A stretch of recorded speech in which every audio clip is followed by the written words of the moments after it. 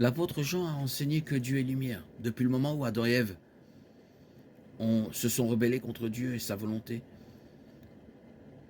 cela équivalait à vivre dans les ténèbres spirituelles. Lorsque le Seigneur a confié sa mission à Paul, ceux qui sont en Jésus-Christ ont alors été sauvés du royaume des ténèbres.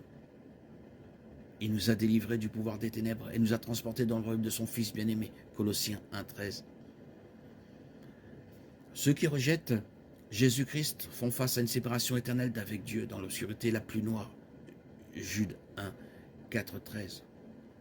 Car il s'est glissé parmi vous certains hommes désignés depuis longtemps pour cette condamnation, des impies qui pervertissent la grâce de notre Dieu en la sensualité et qui renient notre seul Maître et Seigneur Jésus-Christ.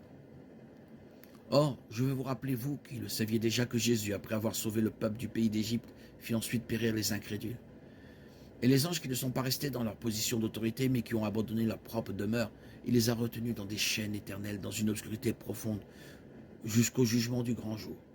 C'est ainsi que Sodome et Gomorrhe et les villes voisines, qui se livrèrent elles aussi à l'impudicité et à des convoitises contre nature, servent d'exemple en subissant la peine d'un feu éternel. Mais de même, ces hommes, s'appuyant sur leurs songes, souillent leur chair, méprisent l'autorité et blasphèment les gloires. Lorsque l'archange Michel, contestant avec le diable au sujet du corps de Moïse, n'osa pas prononcer un jugement blasphématoire, mais dit que le Seigneur te réprime.